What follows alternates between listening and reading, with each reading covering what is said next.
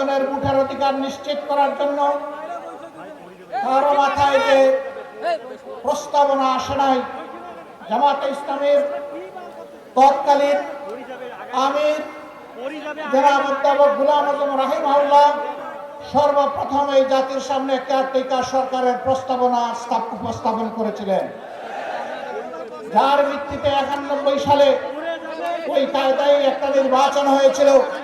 পরপর আরো তিনটি নির্বাচন হয়েছে। তারপর থেকে সেই কেয়ারটেকার সরকারকে খেয়ে ফেলা হয়েছে। সম্মানিত বন্ধুগণ, 15.5 বছর আমাদের অবস্থা আপনারা জানেন। আমাদের অনেক নেতৃবৃন্দকে খুন করা হয়েছে। দুইজন আমির, 2জন নায়েবে আমির, 2জন অ্যাসিস্ট্যান্ট সেক্রেটারি জেনারেল, 1জন নির্বাহী পরিষদ সদস্য, এরকম করে একেবারেই মাথা থেকে শুরু করে 11 জন নেতাকে আমাদের বুক থেকে ছিনিয়ে নেওয়া হয়েছে। আজকে জীবন্ত যে শহীদ আপনাদের সামনে দাঁড়িয়ে তার জীবনকে মহান আল্লাহর জন্য ওয়াকফ করে দিলেন এবং বাংলাদেশের জনগণের জন্য কাজ করার যে আকাঙ্ক্ষা ব্যক্ত করলেন, আমাদের ওই সমস্ত নেতৃবৃন্দ বেঁচে থাকলেও বাংলার প্রতিটি প্রান্তরে ঘুরে ঘুরে আজকের এই হতাশাগ্রস্ত জাতিকে তারা আশা জাগা নিয়ে কথা বলতেন। তারা জাতিকে নতুন করে পথ দেখাতেন। এই অন্ধকার থেকে বের হয়ে আসার উপায় কি? 15.5 বছর আমাদের সাথে যা করা হয়েছে সব আপনারা জানেন। আমি চর্বিত চর্বনে যাচ্ছি না। তারা অনেক মানুষকেই খুন করেছে, আবার আল্লাহর ইচ্ছায় অনেককে তারা খুন করতে পারেনি।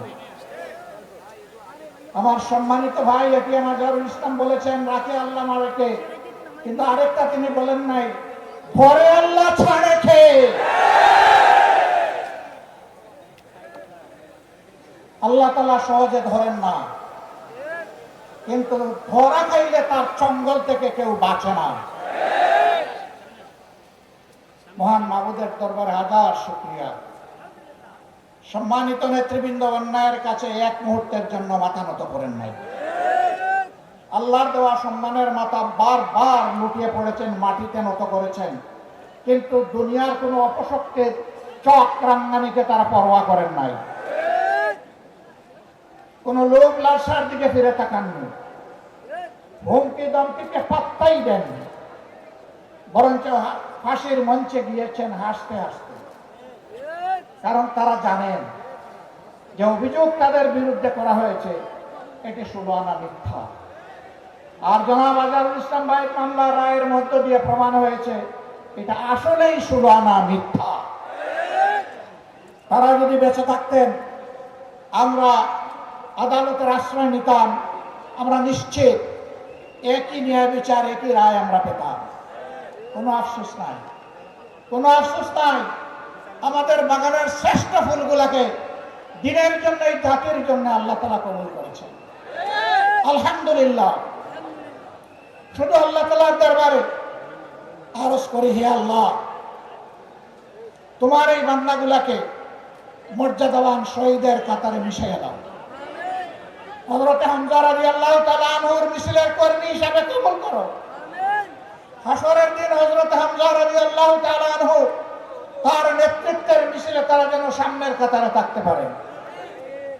আমার সম্মানিত ভাইরা, তারা জীবন দিয়ে শিখিয়ে গেছেন, দেশকে ভালোবাসলে, মানুষকে ভালোবাসলে, আল্লাহকে ভালোবাসলে আর কাউকে ভয় করতে নাই।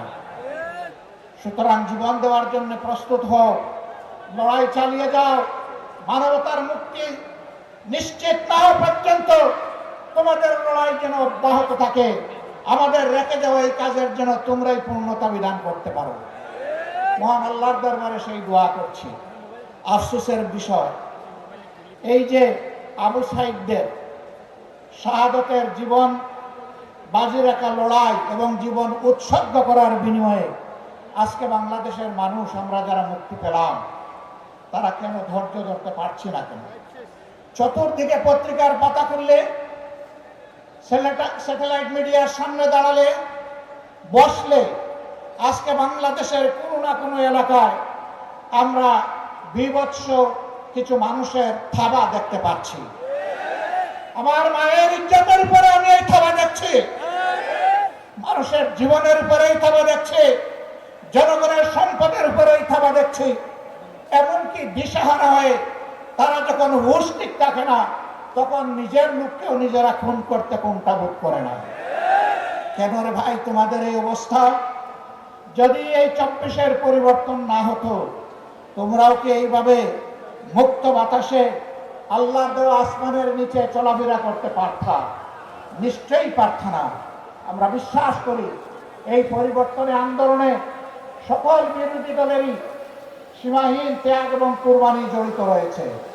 সবার উপর অত্যাচার করা হয়েছে, আলিম উলামাকে খুন করা হয়েছে, গুম করা হয়েছে, মানুষকে পদে পদে অপদস্থ করা হয়েছে। শেষবার যখন আমাকে গ্রেফতার করা হয়েছিল, তখন বেশ কিছু আলিম উলামার সাথে জেলে, চলন্ত প্রিজন ভ্যানে এবং আদালতের কাস্টডিতে তাদের সাথে আমার দেখা হতো। বয়োবৃদ্ধ আলিম, তাদের হাতে ছিল হাত কড়া পরানো, পায়ে ছিল লোহার বেড়ি। আপনারা দেখেছেন যে জীবন্ত শহীদ আজকে এখানে দাঁড়ালেন, তার মতো একজন সম্মানিত দায়িত্বশীল নেতার পায়েও তারা বেড়ি পরাতে কোনটা বোধ করে না। এরা ছিল রাজনীতির নামে শিষ্টাচারবিহীন এক প্রজাতি। এরা রাজনীতির শিষ্টাচার জানতো না ভাই, জানতো না বলেই তাদের অপকর্মের স্বাদ ভোগ করে তারা বিদায় নিল। একই অপকর্ম যদি এখন আর কেউ করে, তাহলে তাদের জন্য এর চাইতে ভয়ঙ্কর স্বাদ অপেক্ষা করছে। আজকে আমি যখন সৈয়দপুর এয়ারপোর্টে নামলাম, কিছু সাংবাদিক বন্ধু আমাকে ঘিরে ধরল। আমি বললাম, ভাই আজকে তো কথা হবে জনসভায়, এখানে কথা না বলি। বলে যে না, আমরা ওখানে যাচ্ছি না, আমরা এখানে দুই একটি কথা অতি অল্প সময় শুনতে চাই। এর মধ্যেই প্রথম প্রশ্ন, বর্তমান পরিবেশে আপনি কি মনে করেন সুষ্ঠু নির্বাচন সম্ভব? আমি বললাম, আমি কি বলবো, পাটগ্রাম তো আপনাদের একেবারে কাছে। পাটগ্রামে কি হচ্ছে কি হয়েছে আপনারা দেখতে পাচ্ছেন। আর শুধু পাটগ্রাম নয়, সারা বাংলাদেশকে এখন পাটগ্রাম বানিয়ে ফেলছে একদম লোক। এই অবস্থায় সুষ্ঠু নির্বাচনের কল্পনাও করা যায় না। সুষ্ঠু নির্বাচনের জন্য কতগুলো মৌলিক সংস্কার অবশ্যই করতে হবে। আমরা সেই সংস্কারগুলোর কথা বলেছি।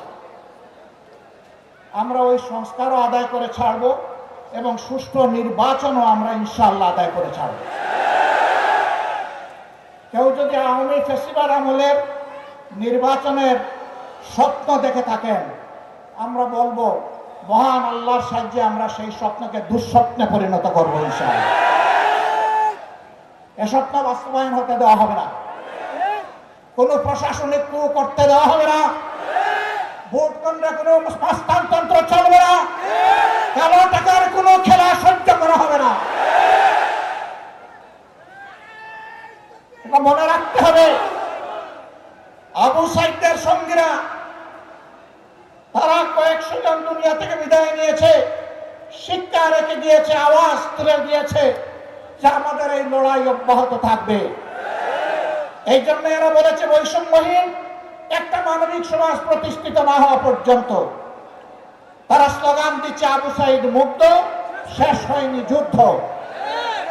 রংপুরবাসী আপনারা বড়ই সৌভাগ্যবান, বিশাল আন্দোলনের আইকনিক পার্সন আপনাদের বুকের সন্তান আবু সাইদ। তার গর্বিত পিতা এখানে বসে আছেন, শহীদ পরিবারের অন্যান্য সদস্যবৃন্দ বসে আছেন। আমরা মহান দরবারে, মহান রব্বে কারিমের দরবারে নত শিরে শুকরিয়া আদায় করি, আল্লাহর দরবারে দোয়া করি এই পরিবারগুলোর নিরাপত্তার দায়িত্ব আল্লাহ যেন গ্রহণ করেন। এই পরিবারগুলোকে আল্লাহ তাআলা দুনিয়া আখিরাতে যেন সম্মানিত করেন। এই পরিবারের সদস্যরা লড়াইয়ের যে সবল, যে শিক্ষা এই জাতিকে শিখিয়ে গেছে, আমরা যেন বুকে ধারণ করে মানবতার মুক্তির জন্য সেই লড়াই চালিয়ে যেতে পারি। আবু সাইদের সঙ্গীরা, তোমরা জেগে উঠো আরেকবার। তোমরা বৈষম্যহীন সমাজের জন্য লড়াই করেছিলে, আমরা তোমাদের জন্যই একটা নিরাপদ বাংলাদেশ মহান আল্লাহর সাহায্য নিয়ে গড়ে রেখে যেতে চাই। যুবকদের হাত তোলার সামনে যেন মজবুত থাকে। নির্বাচনের সময় কেউ যেন কোনো অপকর্ম করার সুযোগ না পায়। জনগণের ন্যায্য ভোটে যারাই নির্বাচিত হবে, বাংলাদেশ জামাতে ইসলামী তাদেরকে অভিনন্দন জানানোর জন্য এখন থেকে প্রস্তুত। আর আল্লাহ রাব্বুল আলামিন যদি এই জাতের খেদমতের জন্য আমাদেরকে কবুল করেন, তখন আমরা এই যুবকদেরকে বুকে ধারণ করে সামনে এগিয়ে যাব ইনশাআল্লাহ। সম্মানিত ভাইরা, আমরা এমন একটি সমাজের স্বপ্ন দেখি, যেই সমাজ আমাদের শহীদ সন্তানদের স্বপ্ন বাস্তবায়ন করবে, যেই সমাজে কোনো বৈষম্য থাকবে না, যেই সমাজে জাতে পাতে ধর্মে দলে কোনো বিভক্তি থাকবে না, যেই সমাজে দেশটাকে জাতিটাকে ভাগ করা হবে না, গোটা জাতিকে ঐক্যবদ্ধ করে দল মত জাতি ধর্ম নির্বিশেষে আমরা সামনের দিকে এগিয়ে যাব। 54 বছর যারা সংখ্যালঘু নির্যাতন বলে মায়া কান্না করেছিল, আমি মহান রবকে সাক্ষী রেখে বলছি, সংখ্যালঘুদের সম্পদ এরাই ডাকাতি করেছে। আমরা এদেশে সংখ্যাগুরু মানি না। এটা বলেই তাদের ক্ষতি 12টা বাজানো হয়েছে, ক্ষতি সাধন করা হয়েছে। এই দেশের মাটিতে যারাই জন্মগ্রহণ করবেন, তারা সকলেই বাংলাদেশের সমমর্যাদার গর্বিত নাগরিক। আমাদের কনস্টিটিউশন, আমাদের সংবিধান সকলকে সেই অধিকার দিয়েছে। আমরা কথা দিচ্ছি, আমরা সংবিধান বাংলাদেশের জনগণকে যা দেবে তার আমরা পাহারাদার হব ইনশাআল্লাহ। ওরা মালিক হয়েছিল রাষ্ট্রের, আমরা সেবক হব জনগণের ইনশাআল্লাহ। আমরা মালিক হওয়ার স্বপ্ন দেখি না। আমরা নির্বাচনে কিছু বিষয় আপনাদের জাতির সামনে উপস্থাপন করব। সে বিষয়গুলো সব এখনই আমরা খুলাসা করতে যাচ্ছি না। আশা করি প্রিয় জাতি বুঝতে পারবে বাংলাদেশ জামাতে ইসলামী আগামীতে কি ধরনের সমাজ গড়তে চায়। আমরা শুধু এতটুকু বলতে পারি, রাসূল করিম সাল্লাল্লাহু আলাইহি সাল্লাম যেই সমাজটা করে দুনিয়া থেকে বিদায় নেওয়ার আগে বিশ্ববাসীর সামনে ঘোষণা দিয়েছিলেন, আজ বিশ্ব সম্প্রদায়ের কাছে এমন একটি সমাজ উপহার দিয়ে যাচ্ছে, যেই সমাজে ইয়েমেনের সানা থেকে মরক্কোর হাজারামাউত পর্যন্ত 3500 মাইলের রাস্তা, একজন পূর্ণ বয়স্ক যুবতী তার সমস্ত সত্তা নিয়ে একা একা সফর করবে, কোন জালিমের চোখ তার দিকে তুলে তাকানোর সাহস করবে না। মহান রব ছাড়া কাউকে তার ভয় করার প্রয়োজন হবে না। সেই দেশ আজকে বিশ্ববাসীকে উপহার দিয়ে যাচ্ছে। আল্লাহর নবী মুহাম্মদুর রাসূলুল্লাহ সাল্লাল্লাহু আলাইহি ওয়াসাল্লাম তিনি আর ফিরে আসবেন না, কিন্তু তিনি তার অগণিত উম্মত দুনিয়ায় রেখে গিয়েছেন।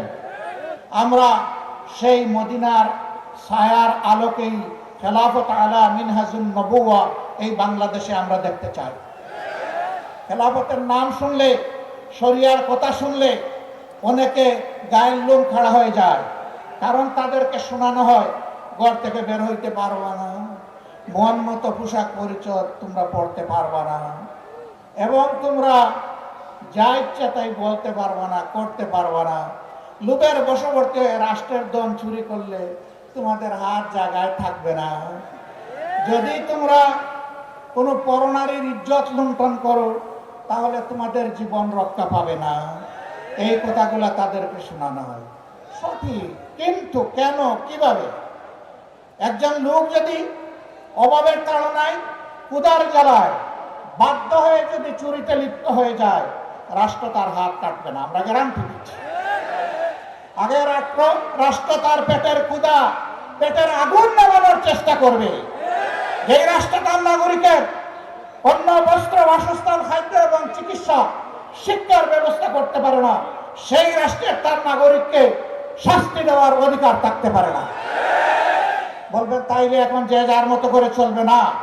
ওই রাষ্ট্র গড়ার আগ পর্যন্ত বর্তমান সংবিধান অনুযায়ী দেশের নিয়ন্ত্রণ এবং আইন শৃঙ্খলা সরকারকে রক্ষা করতে হবে। প্রিয় ভাইয়েরা, জায়গায় জায়গায় আমরা দেখছি সাংবাদিক বন্ধু দ্বিতীয় প্রশ্ন করেছিল, দেশে বিভিন্ন মব হচ্ছে, আপনারা এগুলা সমর্থন করেন কিনা? আমরা বলছি মব কোনো নতুন কালচার নয় বাংলাদেশে। 72 সাল থেকে এই মব চলছে। 72 সালে স্বাধীন বাংলাদেশে নারীদের স্তন কেটে মালা বানিয়ে গলায় পড়েছে এমন কুলাঙ্গার এখনো বাংলাদেশে জীবিত আছে। সে নারী যেই হোক, সে আমার মা, সে আমার বোন, সে আমার মেয়ে, তার স্তন কাটাতে দূরের কথা, তার ইজ্জতে হাত দেওয়ার অধিকার আমার আল্লাহ কাউকে দান করেননি। সেগুলা কি মব ছিল না? জীবন্ত মানুষকে কুচিয়ে কুচিয়ে ব্যানার দিয়ে ক্যামেরার সামনে, মুভি ক্যামেরার সামনে হত্যা করা হয়েছে, সেগুলাও মব ছিল। তাই বলে আমরা কি মবকে সমর্থন করব? না, সমর্থন করার প্রশ্নই উঠে না। কোন নাগরিক নিজের হাতে আইন তুলে নেওয়ার এখতিয়ার রাখেন না। রাষ্ট্রের বিদ্যমান আইন, সে যে আইন